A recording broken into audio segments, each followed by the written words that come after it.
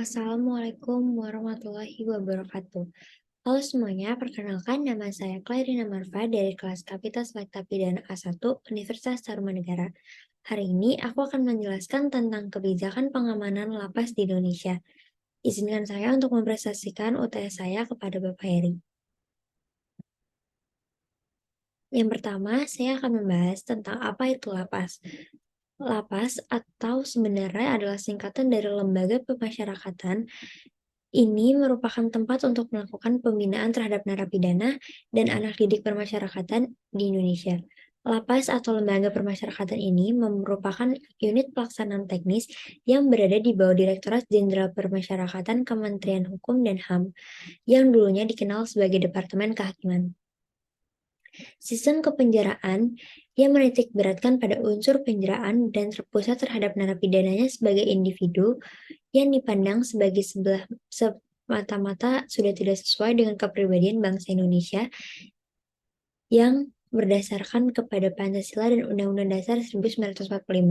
Bagi bangsa Indonesia, pemikiran-pemikiran mengenai fungsi pemidanaan bukan lagi sekedar pada aspek hukum dan penjara belaka, namun sudah merupakan suatu usaha untuk adanya rehabilitasi dan reintegrasi sosial dalam pembinaan terhadap pelanggar hukum yang dikenal sebagai sistem permasyarakatan. Jadi sekarang itu udah bukan hanya untuk sebagai hukuman atau penjara untuk seperti memberatkan orang itu sendiri, cuman untuk usaha juga agar orang itu dapat direhabilitasi dan mendapatkan reintegrasi sosial, juga dibina di situ. Nah, lapas atau lembaga permasyarakatan ini memiliki sejarah. Jadi seperti yang udah aku bilang tadi, di negara Indonesia yang berdasarkan Pancasila, pemikiran-pemikiran mengenai fungsi pemidanaan ini bukan lagi sekedar penjaraan, tetapi juga merupakan suatu usaha rehabilitasi dan reintegrasi sosial warga binaan permasyarakatan atau disingkat sebagai WBP, yang telah ditetapkan dengan suatu sistem perlakuan terhadap para pelanggar hukum di Indonesia yang dinamakan dengan sistem pemasyarakatan. Istilah pemasyarakatan itu pertama kali disampaikan oleh almarhum Bapak Saharjo Sarjana Hukum yang saat itu menjabat sebagai Menteri Kehakiman pada tanggal 5 Juli dalam pidato penganugerahan gelar Dr. Honoris Causa oleh Universitas Indonesia. Permasyarakatan oleh beliau dinyatakan sebagai tujuan dari pidana penjara. 1 tahun kemudian, tepatnya pada tanggal 27 April 1964, dalam konferensi jawatan kepenjaraan yang dilaksanakan di daerah Lembang, Bandung, istilah pemasyarakatan dibakukan sebagai pengganti kepenjaraan.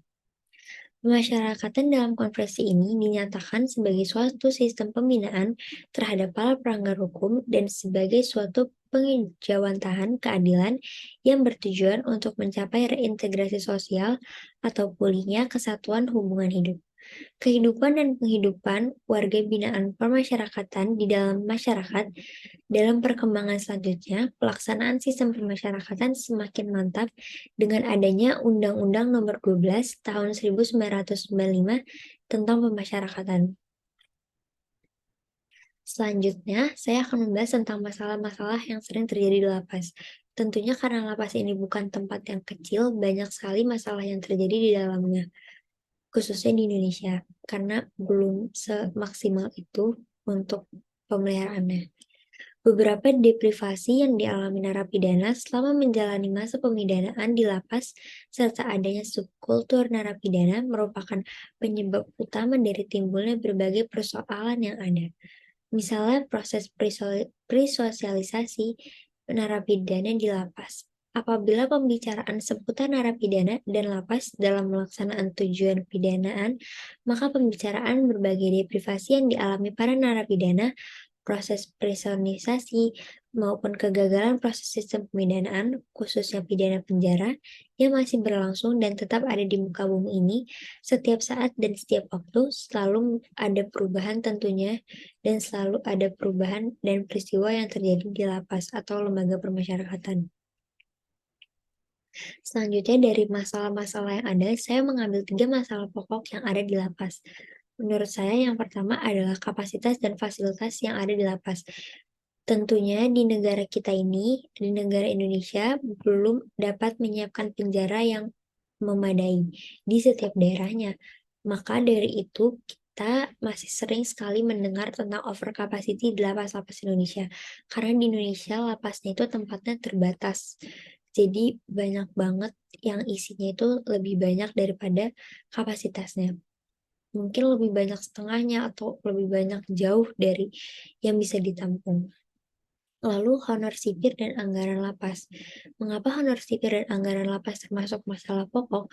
Karena hal ini juga memicu petugas lapas melakukan penyimpangan dalam penjara, salah satunya pungli, karena honornya yang kurang atau anggaran lapasnya juga sedikit. Lalu yang ketiga adalah mental aparatnya yang dapat menghalalkan segala cara untuk mendapatkan uang. Tentunya tidak sedikit orang-orang yang kita jumpai dapat melakukan apa saja hal untuk dia mendapatkan uang untuk makan atau hidup. Ini juga dapat menimbulkan perbedaan perlakuan dan rasa keadilan di antara sesama narapidana. Misalnya ada yang menyogok untuk dia bisa keluar ataupun mendapatkan akses yang lebih. Makanya ini juga merupakan masalah pokok yang ada di lapas. Nah, dari tiga masalah ini yang saya paling highlight adalah overcapacity. Karena menurut saya di Indonesia ini yang paling banyak masalahnya itu adalah di overcapacity ini. Karena berdasarkan data pada sistem database permasyarakatan tanggal 5 Agustus 2018, jumlah tahanan dan warga binaan di seluruh lembaga permasyarakatan atau lapas maupun di rumah tahanan atau rutan di Indonesia sebanyak 250.444 orang. Sedangkan kapasitas ideal yang dapat ditampung hanya sekitar 124.696 orang. Tentunya ini lebihnya jauh ya, bisa lebih dari ribuan, ratusan ribuan orang. Dan akibatnya ini tentunya saja overkapasitas.